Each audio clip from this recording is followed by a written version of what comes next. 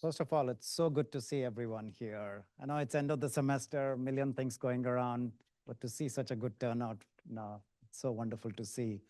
So for those of you who don't know, this is our, our signature journey lectures that we have every semester. And these are non-technical talks. And then we have faculty rotate through and tell, their life journey, how they got here. And we're delighted to have, Tim share with us his journey today. And so hope to hear, he promised a lot of jokes. So no pressure, Tim. I'll laugh, okay? I'll laugh.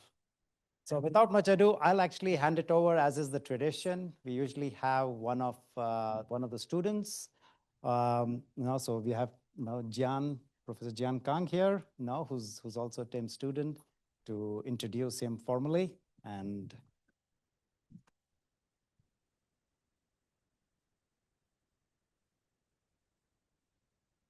yeah, thanks, Vera. It's truly a great pleasure for me to introduce Professor Tim Johnson. Tim is a professor and associate chair for academic affairs in the Department of Biostatistics.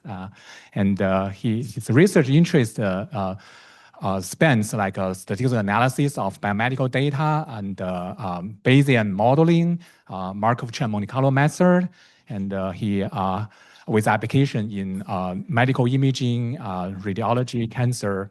And he has co-authored over 150 papers. I just checked with him this morning. And he mentored more than 10 PhD students, including myself. And he named as a fellow of the American Statistical Association in 2015. He was one of the 8 co-founding members for the AIC section, Statistical Imaging section. And he also received the AIC Outstanding Section Service Award in 2021 for the section in imaging statistics. And Tim's has a remarkable journey from mathematics, software engineering to a distinguished career in biostatistics. And as his PhD student, I would like to share a few moments from my own journey with him, because in many ways, my academic path has been shaped by him. I joined the department in 2007 as a PhD student and worked with Tim as a JSRA. And I expect to learn a lot from Tim in statistics and brain imaging, but I was also impressed by how capable and how strong his computing programming. Actually, as one example, so he told me that when he implemented the Cholesky decomposition, he also think about how the matrix was stored in major column, or column major or row major. That actually is significant difference in the computational time. And at that time, I never had thought about such a level of detail about the computations. And I learned a lot from him. And since 2008, I started to work with him on my dissertation research, and I wrote my very first author paper with Tim, and under his supervision, like maybe many of you, I went through many rounds of revisions, and each time I thought it's getting very close. It should be there, but Tim was not quite satisfied, and I remember getting into one meeting, feeling a little bit nervous and frustrated, and wondering what else can be fixed, right? So it's instead of staying in the office, Tim suggested we walk to Starbucks, and he bought me a coffee, and we sat down together, and very patiently he went through the paper line by line with me. And what really surprised me was not just the detail of writing, but the question he kept asking me: what are you trying to say here in this paragraph? What's the main message you try to deliver from this equation? So I suddenly realized that it was not just the wording or technical correctness. It was the clarity of thought. So that experience stayed with me, and they changed how I writing, not just for papers, but for communication broadly.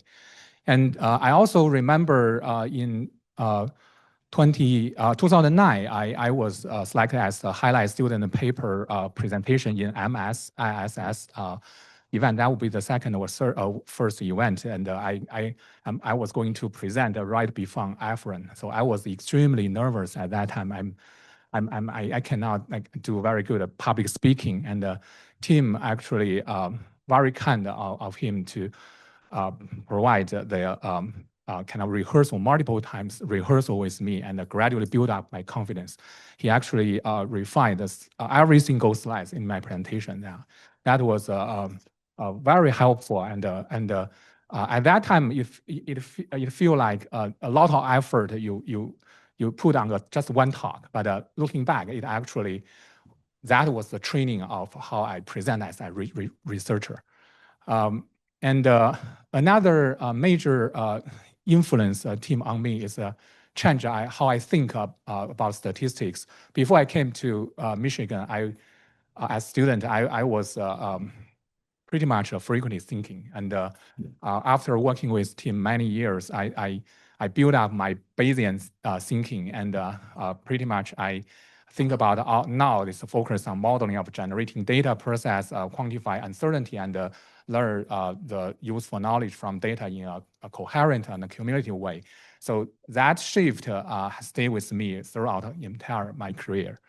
And if I step back and reflect, I think Tim's influence goes far beyond just statistical or technical training, and it has shaped how I think, how I write, how I present, and how I train my own students.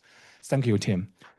And so today is a wonderful opportunity for us to have this wonderful journey lecture. There's opportunity to hear directly from Tim about his experience that shaped his career.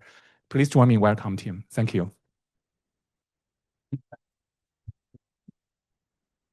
Is this high enough for everyone to hear? I can put it up higher if you need to. So thank you, Jen.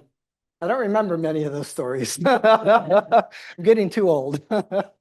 So this picture here was actually taken just north of Eugene, Oregon. I forgot the name of the park, but it's actually behind a waterfall. My wife and I like to do a lot of hiking. Still don't have that clicker. So people were asking me out there, why butter or not lemon meringue and banana cream pie? Amanda asked me several months ago if we had any dessert that was, passed down generations in my family. And I scratched my head and called my brother and sister. We had no idea. So we talked to Mandy some more about it. And I said, you know what? My dad loved Coors beer and he loved to smoke Camels. So how about Camels and Coors? Obviously, that didn't work out. Camel cigarettes, if you don't know what Camels are. Coors is a beer. So the banana cream pie and the lemon meringue pie came from, there was a chain of restaurants. Most of them have closed down now, but there's Marie Callender's, and every once in a while we'd go there and get pie. And lemon meringue and banana cream were my two favorites. So that's where those came from.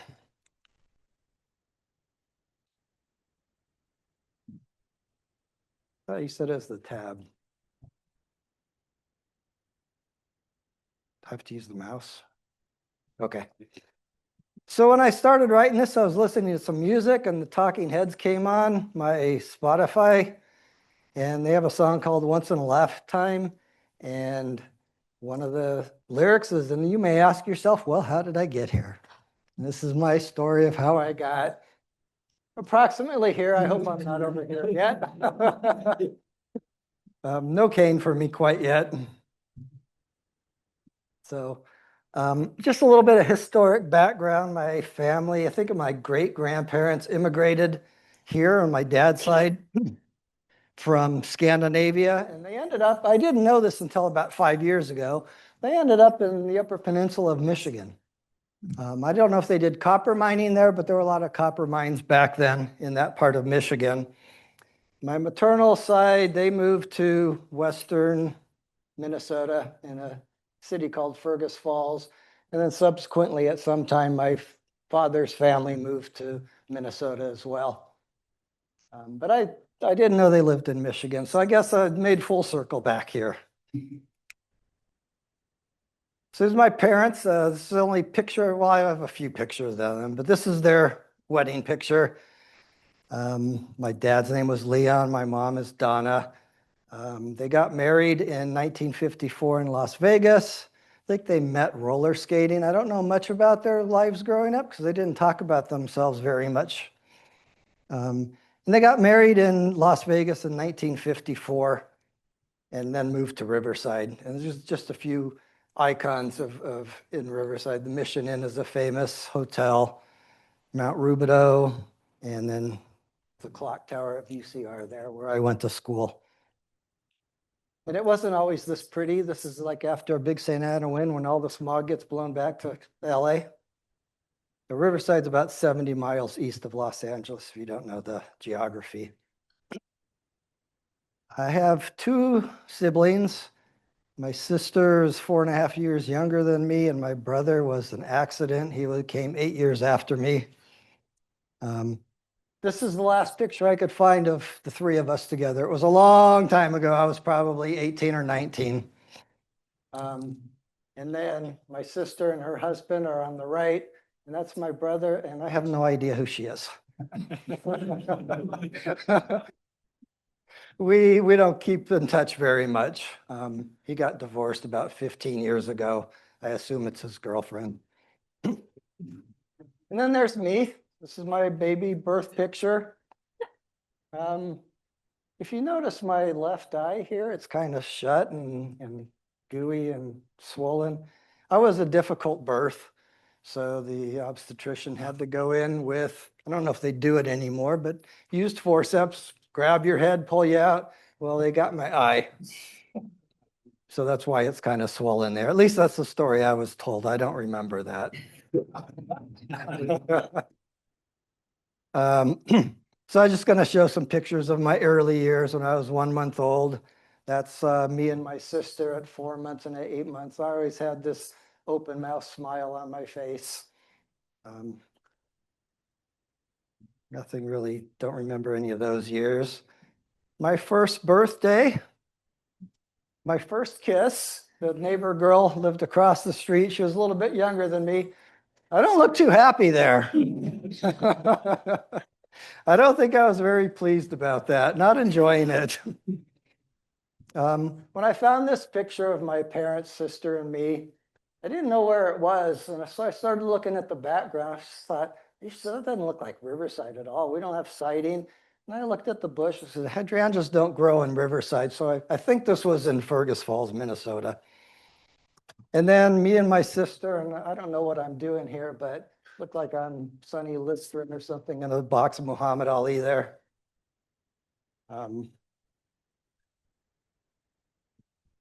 Early years, again, 2 years old, again with my birthday cake. The three people behind me, I believe, are my cousins who lived about an hour away on my mom's side. So my mom has 7 brothers and sisters. My dad has 8. I have about 50 or 60 cousins, and I know 3 of them because none of them moved to California. My mom's younger brother did. Those are his 3 kids back there. And I met once or twice some of my dad's cousins, but other than that, I don't know any of them. Yes, it's my 3rd birthday. And I think I got this for my birthday. I don't know. Little race car thing. I think you kind of pedaled back and forth and it moved. And me that's my sister's cat. It looks like a kitten to me. And shortly after that, I got really allergic to cats, among other things.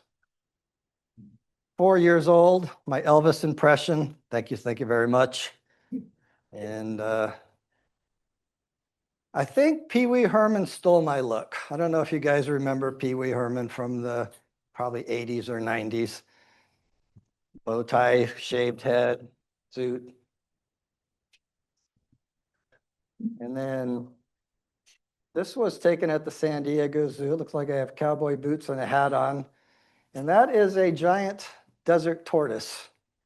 They had them at San Diego Zoo, and it was in the petting zoo, and kids were always climbing on it. Now I feel sorry for the tortoise, but King of the Cowboys is a reference to Roy Rogers, movie star singer in the 50s and 60s. He did a lot of cowboy movies.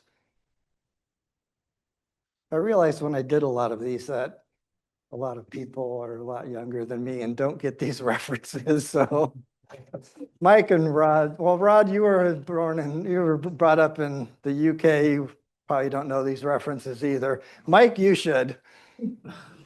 Both Mikes. So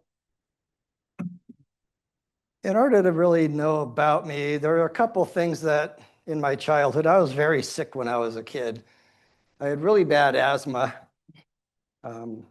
There were really no drugs for it at that time. So I missed a lot of school, 35 to 45 school days per year. A lot of it was probably because my dad was smoking them Camels in the house all the time, and it really doesn't help people who have asthma, but I don't think he realized it. So I stayed indoors a lot, and I read a lot, especially encyclopedias, because that's what we had in our house. Encyclopedia Britannica, and then another smaller volume, Encyclopedia Britannica for kids. Got some pictures here of kindergarten, first, second, and third grade. Looks like I have the same glasses every year. And first and second grade, I must have liked that shirt because I wore it both times for pictures. This first grade story, I don't really remember. I was just told it many times as I was growing up. The first or second week of school, the teacher called my parents in because she wanted to talk to them. They, of course, I was a brat when I was a kid, or at least I told I was. They thought I was in trouble, so I got punished before they even knew what it was about. And what it was is she told them that I would write, we were learning our ABCs and how to write them, and I would use both hands. So they found that out. They came home, they told me, gave me a piece of paper and set me at the dining room table. You know, write your ABCs. So I started writing, halfway through the page, I switched to my right hand. It was, you know, it's efficient. You don't have to go. And so they said, well, your teacher says you have to pick one or the other. It was 1965, no, 67, I guess, or 68. So they wanted me to switch one way or the other. And they asked me which one was more comfortable. I didn't know. So I asked my family what they did. And my sister, and my mom, and my dad all said, well, we use this hand, or right hand. So I said, well, I'm going to use this hand then. I want it to be different. That's the story they told. I'm sure I was destined to be left-handed anyway, but that's how I chose to become a left-hander. Second grade math, I already told Jeremy this a few weeks ago. It was my first memory of being competitive in school. And we were learning multiplication. So we had multiplication times tables you had to do every couple weeks. And you start out with the 2s and then 3s and go up to the 12s.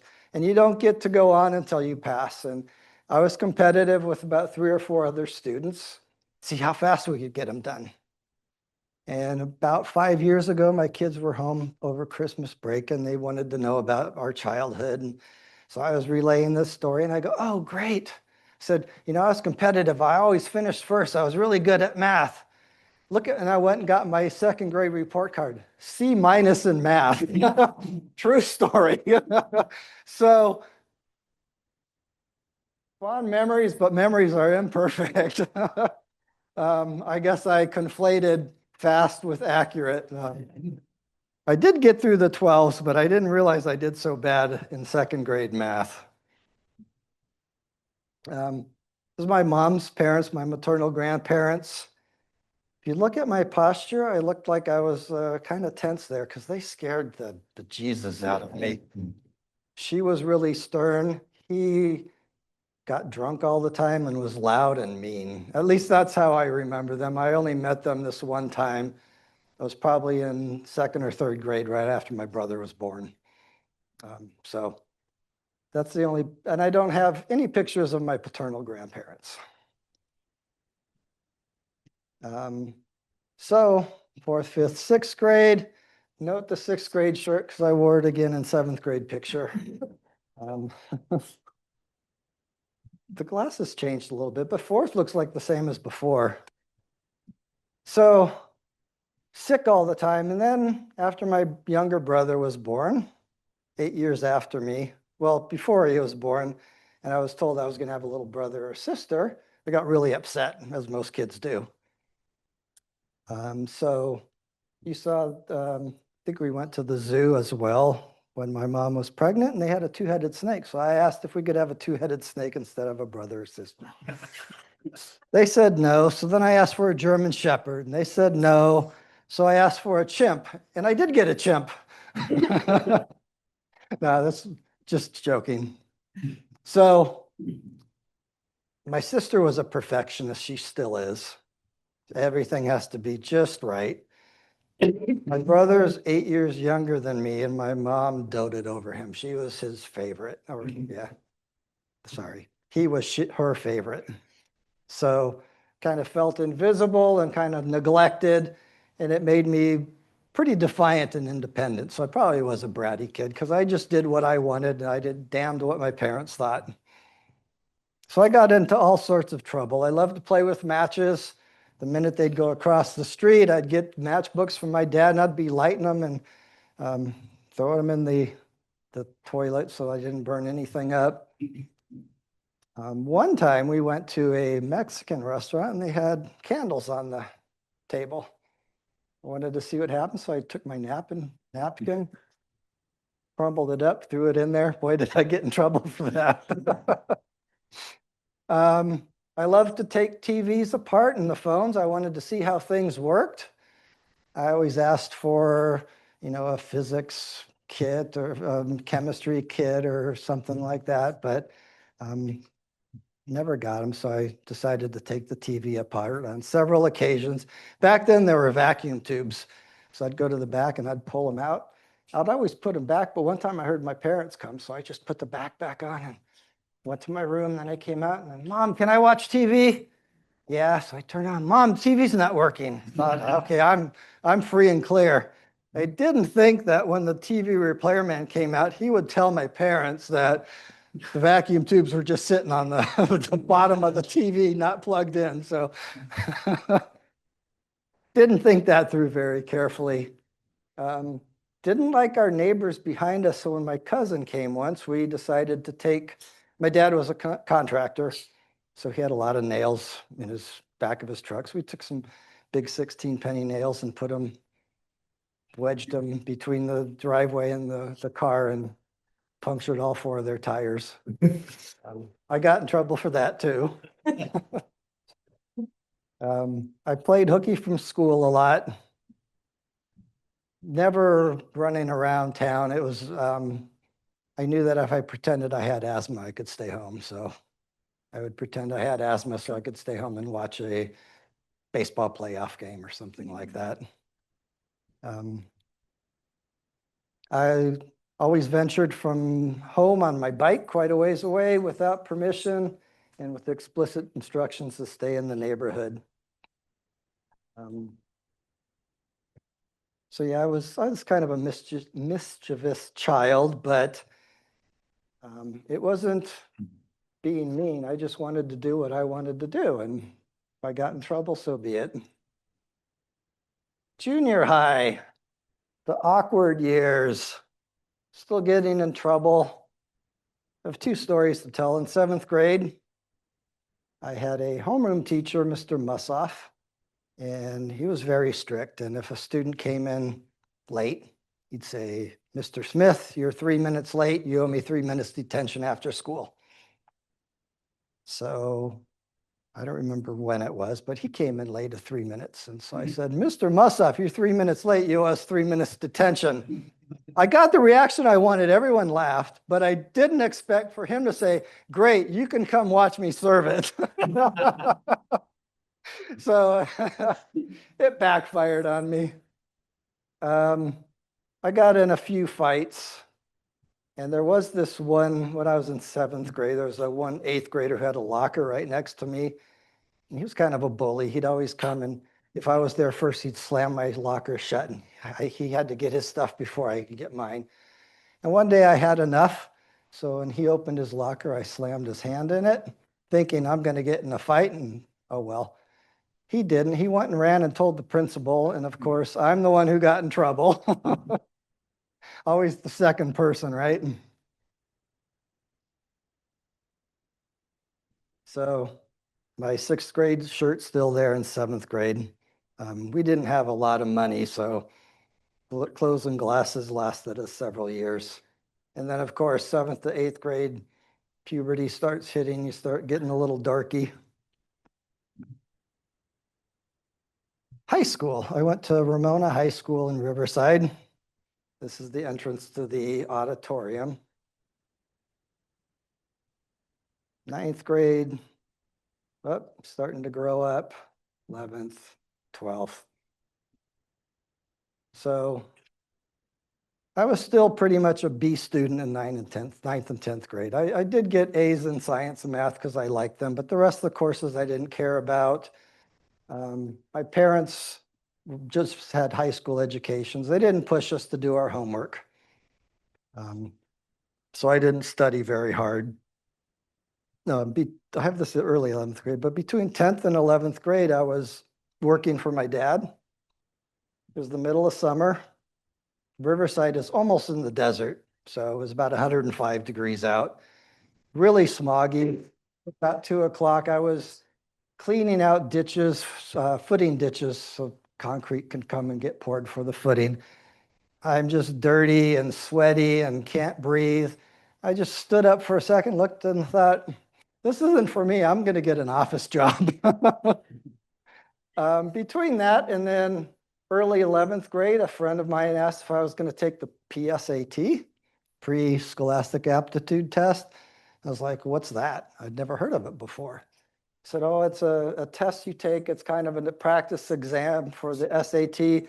Plus, if you do well, you can be a National Merit Scholar or whatever. So I said, okay, I'll take it. I went home and got the $5 or whatever it was from my parents to pay for it, and took it without studying because I didn't know there were study materials for it.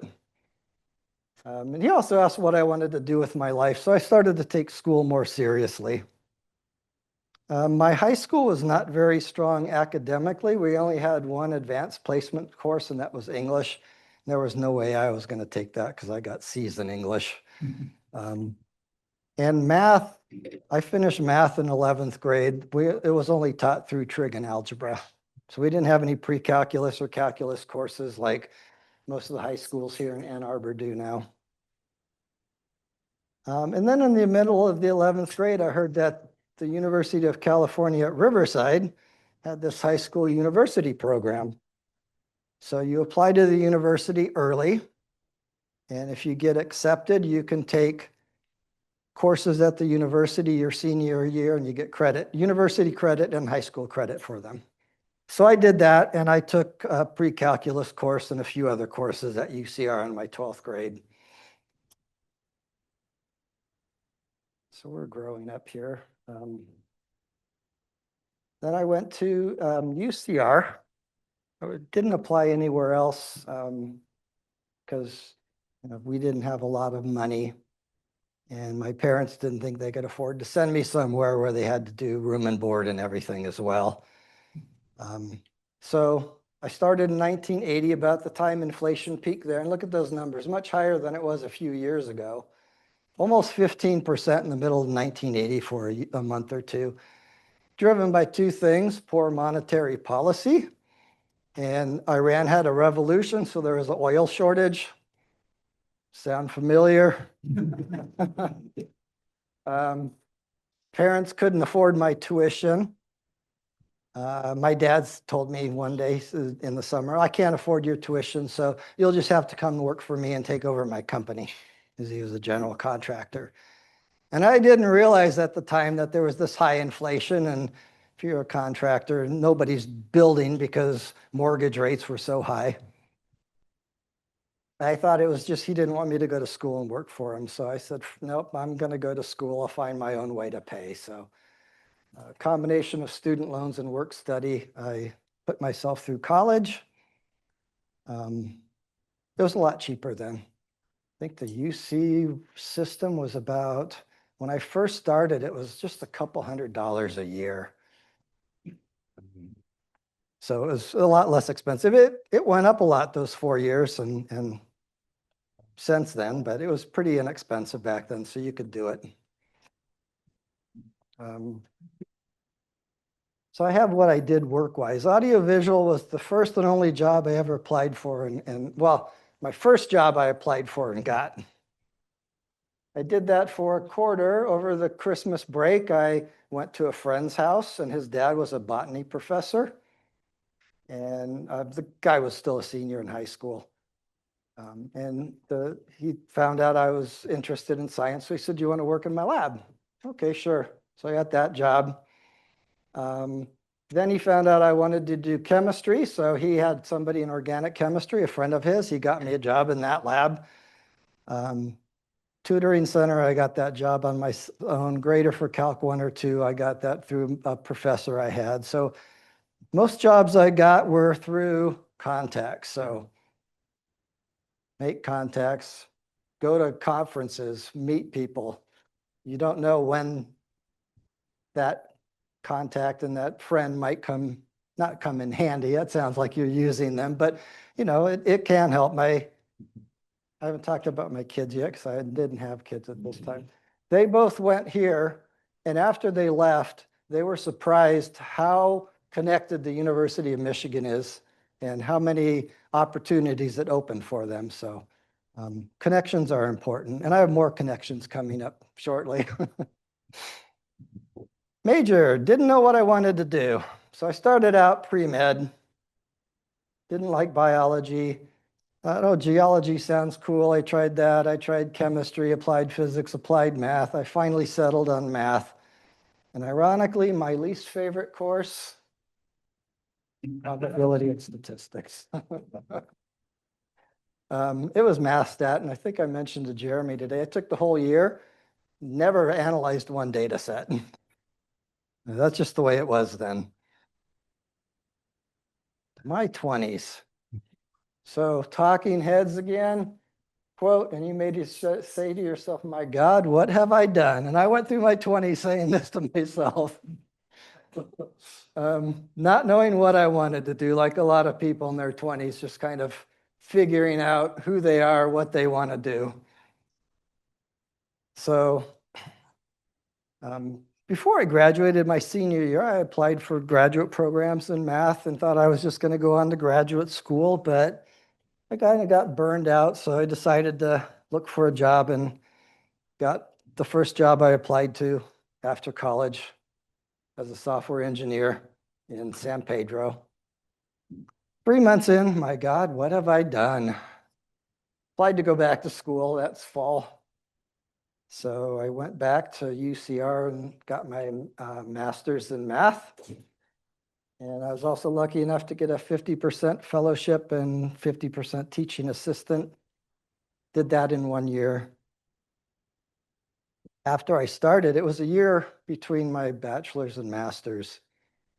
And I didn't study math or anything. I was just having fun after work. After about a month, it was like I was completely lost. I didn't know what was going on. I felt like I'd forgotten all the math I learned. So again, my God, what have I done? I did stick it out and graduate. And I just took a leave of absence for Logicon, so I went back there. A couple months after I started, God, what have I done? I should have stayed in school.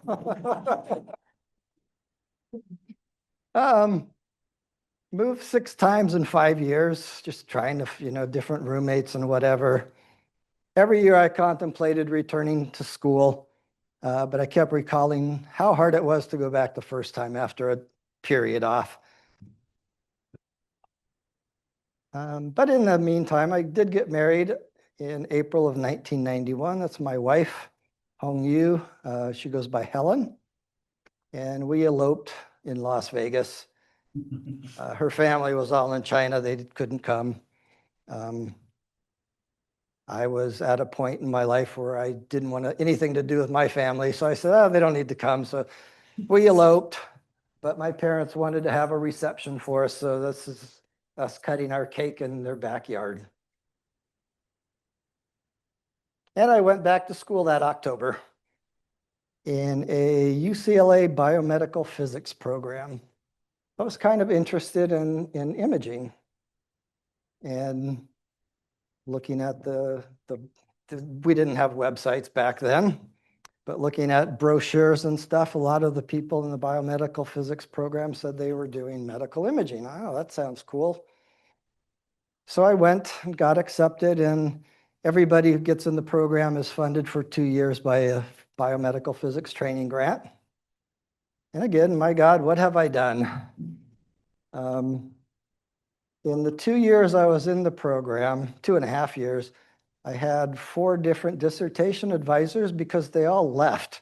I thought there must be something with me. They went to Washington and Penn and everywhere. They just were leaving left and right. I thought it must be me. But nobody was really doing imaging at the time. It was all picture archiving and communication systems. And it just wasn't my forte. So in radiology where I was working, there was a biostatistician embedded in radiology. Some of you might know him, Jim Sayer. Rod, do you remember Jim? No? Anyway, Jeremy remembers him. Mike's shaking his head. I talked to him about switching to biostatistics, so he set up a interview with the graduate chair and the chair of the department, and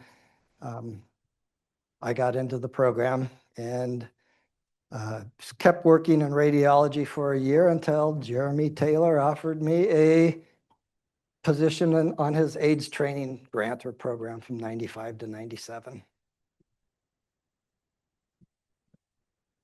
So I was funded through that for the last 2 years of my dissertation.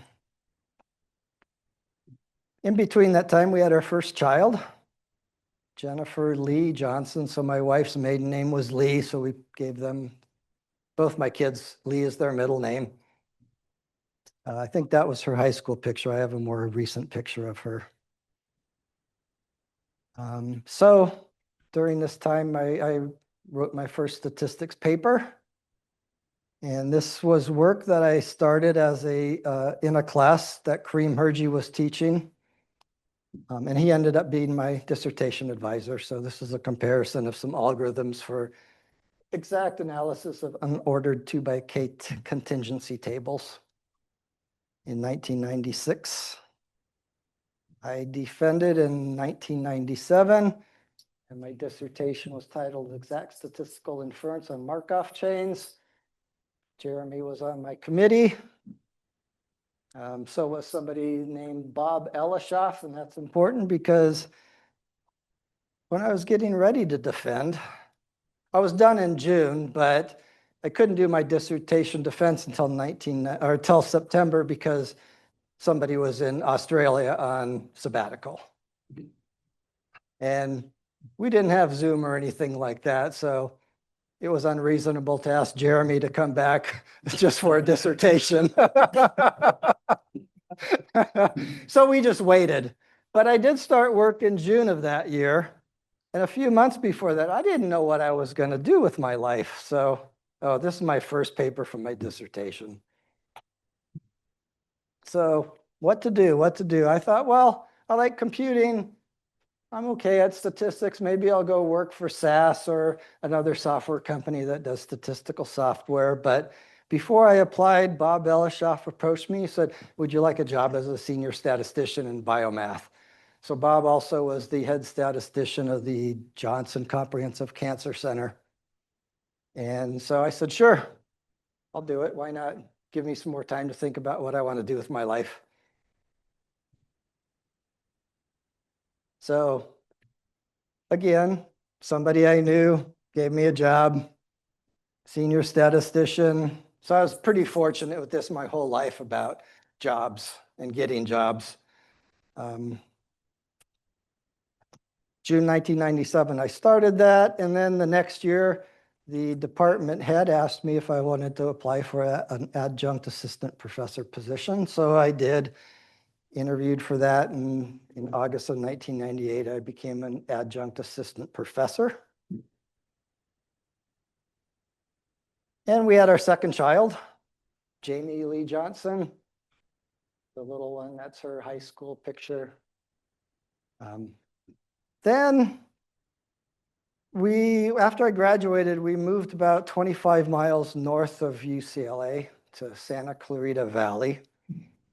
And at first I was van pooling, but all the medical researchers I was working with always wanted to meet at 4 or 5 in the afternoon. Van pool people were leaving at 2 or 2:30, so started driving myself 24 miles from my driveway to the parking lot. How long do you think it takes? In the morning, it was an hour and 15-minute commute. And I had to keep leaving early and earlier over the 2-3 years we lived there. Afternoon commutes were at least 2 hours. And there was one day when there was a bad accident on the 405 freeway north, and they were taking everybody off the freeway. We had to drive through the San Fernando Valley to get to Santa Clarita. And it took me over 3.5 hours to get home. That with the fact that Santa Clarita was really booming, there were a lot of houses being built. I got a supplement in the newspaper one Sunday that said, well, these are the number of houses that have been accepted to be built, the population at this time, how many are going to be built over the next 5 years, and the anticipated population. And it was like 2 or 3 times larger. And the only place to work from Santa Clarita is to head south into LA. So traffic kept getting worse and worse. I started looking for a new job. But my older daughter, Jennifer, was in 1st grade. My wife was going to go back to school. So we needed a place that had good public schools and a place for her to go to school. And I was looking around, and I don't know why I thought, oh, Jeremy works at Michigan. Oh, look, Jeremy has a job opening for assistant research scientist, I think it was at the time, is what it was called. So I didn't call him. I just said, I'm going to send my resume, CV, whatever, to Jeremy. A couple weeks later, get a phone call. Tim? Yeah, Jeremy Taylor here. Hey, Jeremy, how you doing? And the next thing he said, are you serious? I don't know if he remembers this, but I said, yeah, I am. So we talked a little bit, and I got, that was probably in November. I interviewed in early January. By mid-February, end of March, or beginning of March, I got offered the position, and we moved here in June of 2001. So I was in that rank for 5 years. So again, knowing somebody helps you get jobs sometimes. And what I'm surprised about is he knew me and hired me anyway. But I did know Mike was here. He was from UCLA. He had got his graduate degree in biomath. Rod was a former professor. When did you move here? 94? 93. I knew of Rod, but didn't know him personally. And then Mort Brown was another professor here who worked at UCLA, but that was in the 1970s, I believe. So there's a lot of connections between UCLA and Michigan. I became a research associate professor in 2006. In 2010, Raghu was the chair at the time, and they had their review of junior faculty, and he came out of the meeting and said, hey, we think that you should switch tracks to associate professor. Would you like to apply? So I did. I gave talked to everybody, and I got switched from research associate professor to associate professor in 2011 with the idea that a year later I would get put up for full professor. So I did, and then the year after that I became professor in 2013. And most recently Associate Chair for Academic Affairs. Vera twisted my arm. Kelly's not here, is she? She told me it wasn't much work. Vera had different ideas this year. That was Vera's first year. He was just getting the lay of the land. After he got it, he thought, I'm going to give all the work to Tim and Jen. So I got some more time, yeah. So career highlights, my first Bayesian paper. My dissertation wasn't on Bayesian statistics. It was exact statistical inference from a frequentist point of view. So this was my first Bayesian paper. I was here when it got published, so it doesn't say Department of Biomath.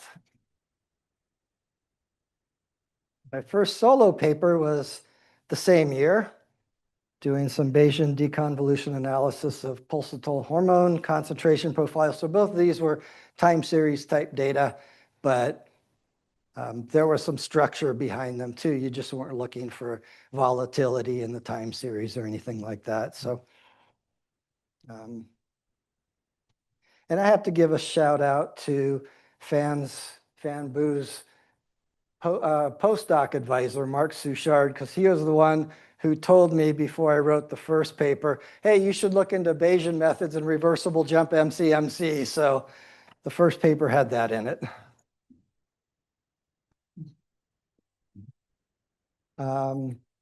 So this is my most cited paper. If you're going to be in biostatistics, your most cited papers are going to be collaborative papers with people in medical schools. This one was written a long time ago. Jeremy, when I was on his AIDS training grant, embedded me in Janice Georgi's lab. She was an immunologist. And I even actually spent time in the lab watching people do their experiments and stuff as well. But over 1,300 publications. This is just Google Scholar. You can see the last 6 years or so. All the papers I've written, I have over 800 citations except for this year, but this year's still going on. Most of these papers are from collaborative works because they get cited more often than statistics journals. My two most cited statistics papers have 79 and 80, and they're both meta-analysis of neuroimaging data. The JASA 2001 was Jen's first paper, I believe, wasn't it? Yeah. And then a paper in statistical science that I wrote with a former colleague here, Tom Nichols, and Sylvia was his postdoc and Panelise was his student. All these people are over in the UK. About a year or two ago, Jen and I got an email from Biometrics saying we won this best biometrics paper by an IBS member. And it was with our student Sway Guo in 2022. So we were excited about that.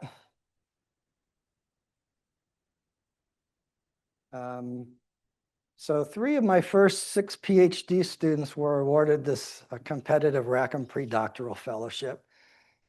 It's very competitive. And what the student gets is their fees and stipend paid for the last year of training. So all they have to do is finish writing their dissertation. First one that won it was Nicole Carlson in 2003. She was working with Mort Brown, and she was struggling on her second paper.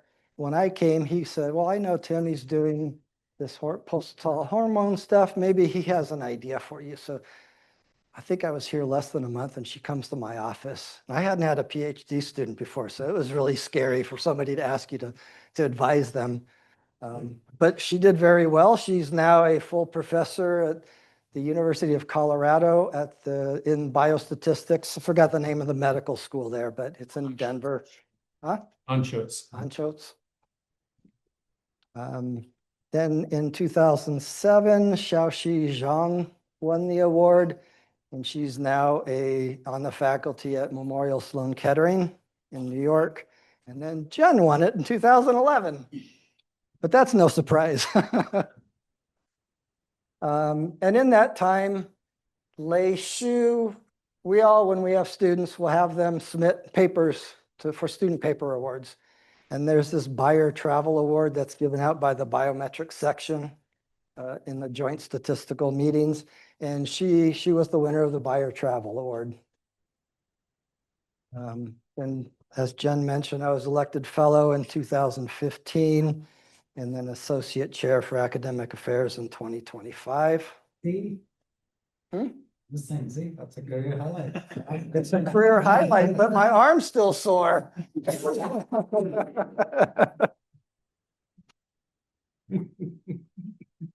Future plans. Right now, I plan on working for about 5 more years. I have 3 grants that I'm still resubmitting this year, 2 R01s, 1 training grant, but the training grant is not going to be a resubmission. We're going to go a different direction. And my younger one just got engaged. So she's 28. My older one's going to be 32 in June. So I might be a future grandpa before I end work. My older one, they don't want to have any kids. They have 3 dogs. So I'm a grandpa with a PAW at the end. And then we love to travel. So hopefully when I finish my career, I'll be healthy enough to travel. And past, present, and who knows what the future is going to hold. Can I tell one more story? Yeah, I have a little bit of time. I might, no. Yes. In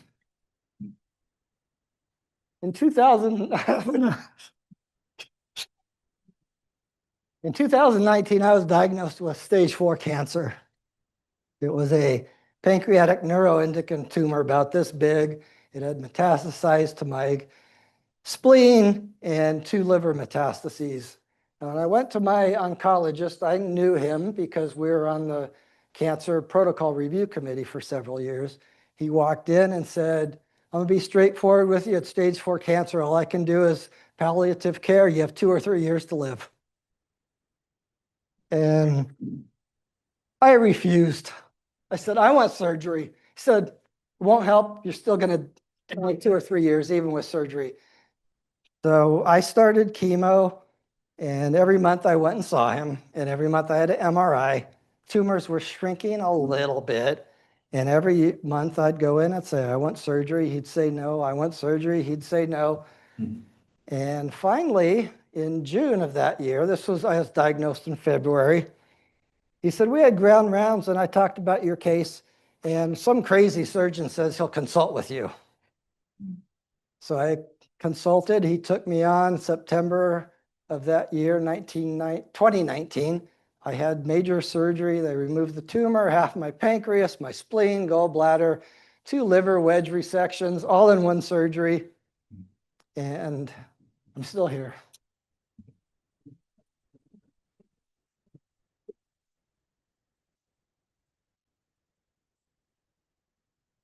Weeks ago, she knows because I missed class because I had an MRI, and my MRI was clean. There's no residual cancer or metastases or anything. So point of that story is get second opinions, advocate for yourself, because doctors are going to go on what is, population level survival rates and stuff like that. I had a great surgeon. Got really sick twice because I did get sepsis in the hospital. And then when I went home, I got a big abscess off of my pancreas and got really sick again. But I survived it all, and so far, so good.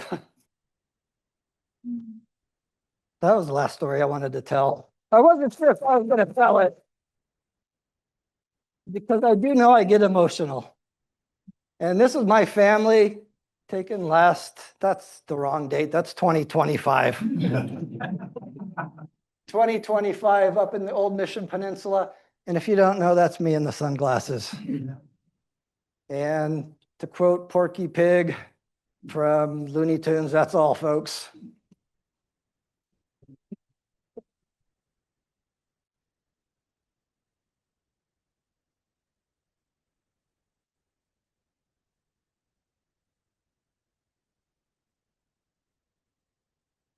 Thank you, Tim. No, it was a touching story as well as, wonderful. Thoughts, comments, anything to share from anyone here? So, what are you going to celebrate for the 35th anniversary in 2 days? We did already. I'm sorry. Both my kids came back on April 1st and they stayed. So that Saturday we went to Aventura and had dinner. If you haven't been there, it's a tapas place. It's pretty good. So we've already celebrated.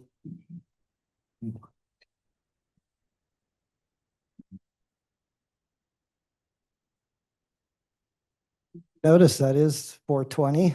I don't know if you know what I didn't realize it when we got married, but it was April 4th, April 20th, which is they used to have hash bash here on campus. I think they did it a couple weeks ago here though.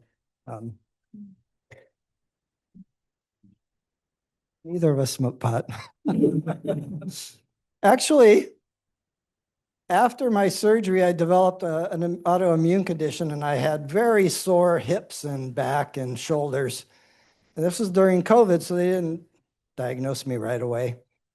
So I think marijuana was legal. I said, I'm in a lot of pain. People say marijuana helps. Go down to the store and buy some. And I hadn't smoked marijuana since I was in grad school. Stuff is so much stronger than it was in the 80s.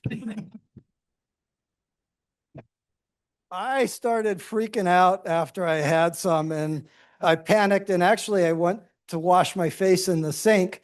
I turned around and my wife was there. I said, I'm passing out. And I was on the ground. I passed out from it. So she called the ambulance and it was a whole ordeal. So I haven't tried it since. It's just too strong these days. And it didn't help with my pain.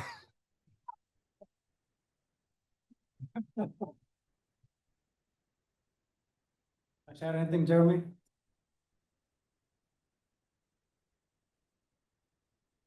Yes, I remember the phone call when you were basically asking you, are you meaning this, or were you just sort of searching for a job? We were very happy for you to come and join the Cancer Center group at that time. It was very satisfying to me that I was able to get you to come here, and rewarding for us and you, I think, too. So. Yeah, thanks. I can give the context for the associate chair story. How I am. So here I am. I finished my first year as a chair, which was pretty stressful. I was sitting in the middle of Iceland, cut off from everything, in an igloo. And that's when I get an email from the dean's office. And then Kelly talks to me and says, I've been asked to be associate dean. I was like, okay, I just about got my team together. I finished first year and now I've got the lay of the land. And then I have to change, look for a new associate, associate chair for academic affairs. And then I just walked around and then, thought a little bit about it and then immediately texted Tim, and then, I'm glad I enlisted you and thank you for and for being my second brain, Tim, indeed. Hopefully more, and including Gian. Thanks. Here I came in 2018, but I think I knew him since about 2000. When did you start at MD Anderson? Five. Probably when you were a new assistant professor there, because Val invited me to give a talk down there about that year. When we moved down, so Yeah. I know him at that time. And Tim was one of the factors I moved here, actually.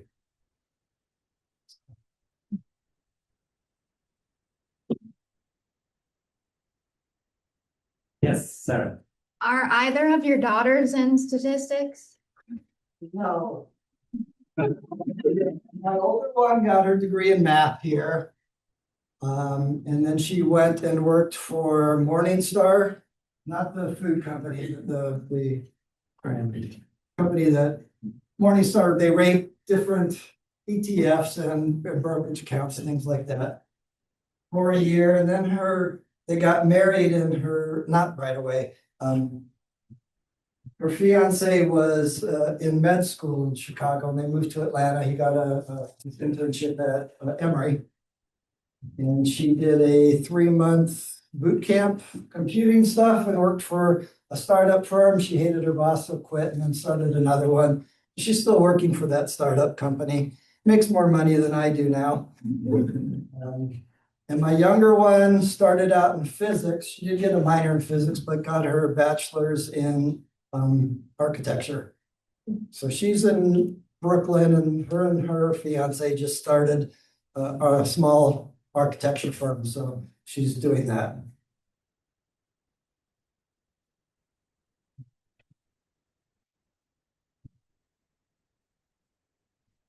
Megan. Where do you like to go hiking around here? Around here, we usually go to Pinckney area. Forgot the name of the state park. Silver Lake. Silver Lake, that area. We've gone up to, there's a Brighton nature area.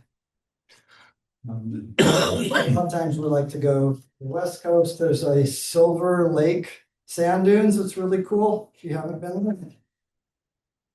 It's just down the 94 on Lake Michigan. And we've gone to the Northern Peninsula a couple of times and hiked, but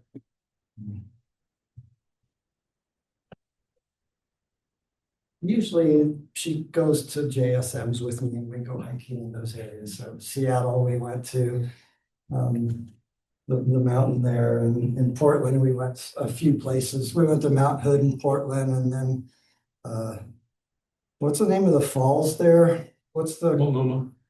Multnomah Falls, yeah. And then this place, it was 7 falls or 7 streams or something. It's a little park, nature park right by Eugene. And we didn't know about that, but I met somebody who was at the University of Oregon at the beer garden in Portland. We were talking, he told us we should go hiking there.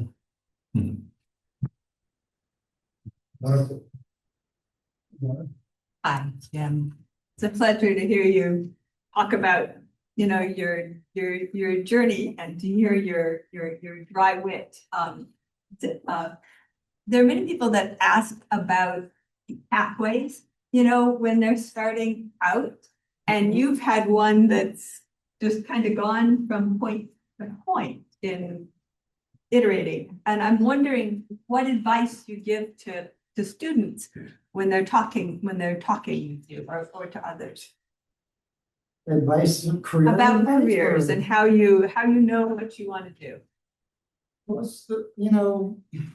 One thing I like about the school system here is you can have second chances. I mean, I've had students in our department who were 10, 15 years older than me, who got master's degrees in their, 40s, 50s, 60s even. So it's never too late. Try different things if you don't know what you want to do. And, land on your feet somewhere. Because even when I was finishing up graduate school, I really wasn't sure what I was going to end up doing. And Bob Ellishoff offered me the job, so I did that. And then became the adjunct assistant professor in the biomath department. And the commute was killing me, and we wanted better public schools that were available for our kids in Santa Clarita.